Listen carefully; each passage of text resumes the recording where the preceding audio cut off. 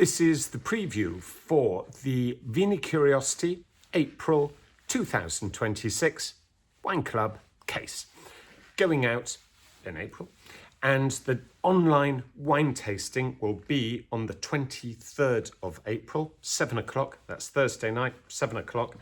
Small bottle tastings are available if you are not subscribed. Even if you're not a member of the wine club, do buy the tasting kit. It's fantastic. It's having a lot of fun with it. Producers are starting, they still don't like me pouring their wine out in small bottles, but quite seriously, the quality is still excellent. It's much better than I expected, if I'm honest, and we've been doing it for a long time now. Anyway, so tasting's 23rd. Also, the other tasting I need to mention is on the 27th of May, the London tasting at Smith Square. Tickets going very well. They are free for wine club members. So if you're a member, please reserve your places. They're going well at the moment. And if you're not a member, fantastic. Still buy a place. It's a bargain. Just go online, bat.wine, have a look at the tasting menu and just grab one. So the wines for this quarter, super interesting quarter. I think you're going to really enjoy this. Kick off with Cividin, a grape type which nobody knows. It's in the Friuli, just above the Grave region, so it's outside of the DOC zone. There is no DOC really for this wine. It's got a new GT for Tre Venezia nowadays. Used to be as Vino da Tavola. You didn't used to be allowed to even mention the grape type. But Cividin is one of those historical grapes which used to be used from Cividale. Maybe it was used to celebrate weddings. That's the folklore that's running behind it. And Lorenzo Bulfon has done so much to pull this wine forwards. It's a 23 vintage we're giving you this time. As you can see, imported by Bat and Bottle, of course it is. 13%, lovely richness, lovely clarity. It's totally different. So I think you're going to enjoy it. This is one for, it's one for the enthusiasts. You're going to love it. And then actually for the second wine, this is a big name. This is the Mazzai family. And this is them trying to do something super cool with Vermentino. And Tuscan Vermentino. I gave you some fabulous, well, I think it's fabulous, of course I do, orange wine. Well, it's not really orange, but it's naturally made wine. And it is actually orange. It just doesn't, it's not orange in colour. From Maraggiaca last quarter, which was off the scale. And there's some really interesting Tuscan wines coming through. And I've got a habit of buying the ones which I get very excited about, which usually the ones based on Trebbiano, because that is the heart and soul. Trebbiano and Malvasia are the heart and soul of Tuscany. But Vermentino is the big stick that is beating the region at the moment, because Vermentino does this super fresh, clean thing, and you can get, it does wines of so many different styles, and this one is entirely different.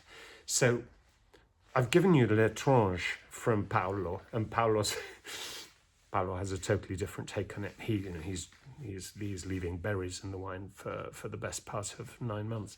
So the amount of skin contact on his wines is off the scale, and it just gives that remarkable richness. This is a totally different take. This is looking for a wine with more pointed at poison, elegance and salt and these sort of flavour elements. I think it's fantastic. I actually genuinely think you're going to love it. Then where do we go after that? We go into the red wines, as usual. And we've got, you can tell, I'm falling into my old habits here. There are a couple of Nebbiolas in, but you'll understand why, because they're just astonishing wines. We kick off, first of all, with the Gattinara 2020 from Antoniolo. 2020, it's the vintage, it's a great vintage. It's the vintage, they were hit by some hail, not hail, they were hit by rain just before harvest. So they had to go out and pick grapes a little bit early, which wasn't really a problem. It just cost Antoniolo a little bit more because they had to send the pickers out at the weekend when usually they would have started on the Monday. But to absolutely ensure that the quality was good, paid to get them out the weekend. And it's an astonishing vintage. And there is no 2021 because hail decimated the vintage. Which is done again this year, actually, 2020, 25 was also wrecked by hail. So Gattinara's had a tough run in the last decade, but this is one of the great wines. And I think Antoniolo make arguably the greatest of them all. It's a fantastic, fantastic wine. Then also 2020, we have the Carema Riserva from Achille.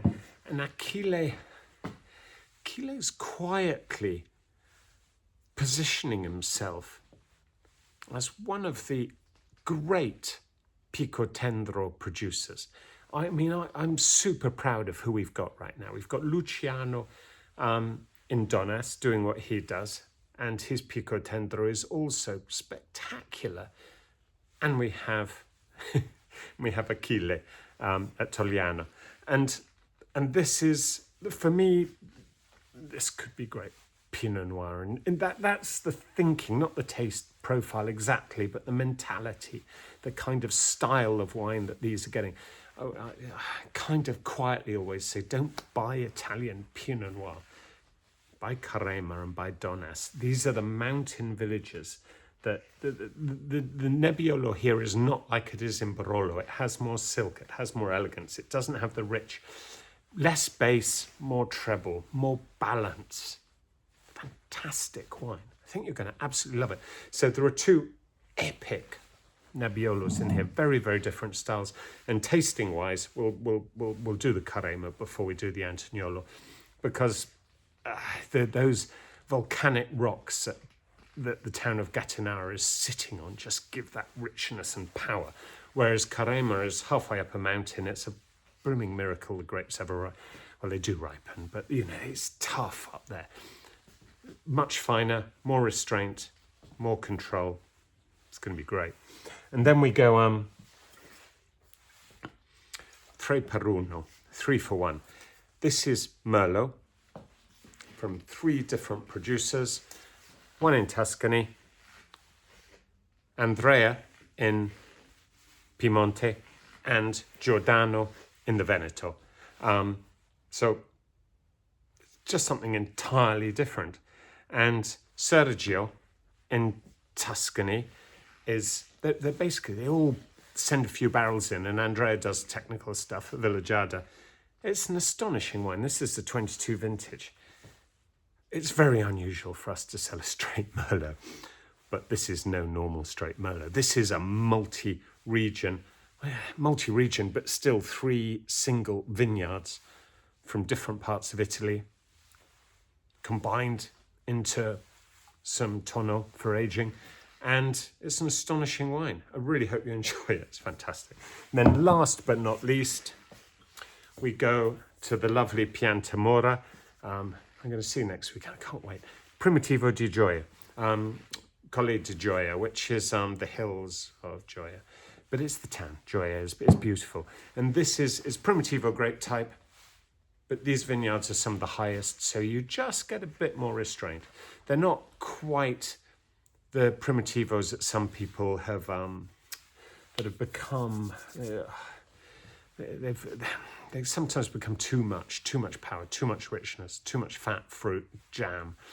These are powerful, yes, but they're really interesting. You know, they have history woven through them. It's not an attempt just to give you sweet, overexcitable wine. These are beautifully balanced, rich, full-bodied wines. We had the Riserva a couple of quarters ago. We had it in October, and I thought that was tasting fantastic. It's one of my favourite Primitivos that we've done. This one is a notch down in terms of power, but it's different. It's delicious. I absolutely do. Anyway, it's a great case. Really hope you can, or if you're not a member, join up. This is a really lovely case to start with. You know, you've got a couple of grapes nobody's ever heard of. Well, you've got one Cividin. Nobody's ever heard of Cividin. You've got a couple of Nebbiolos, because it is arguably the greatest grape in the universe, perhaps, arguably. You've got some Merlot, so I've done something a little bit normal in there, but so strange. I'm quite happy to do something normal as long as it's this strange. And the Vermentino is a stretch in the other direction as well. It's still a fairly lesser-known grape type, even though it's grown all over the place. It's a variety on the up, and I think, You're going to know it very, very well soon if you don't now. So, great tasting coming up. The tasting, as I say, 23rd of May for the home tasting, 27th of May for our London tasting. Hope to see you soon. All the best.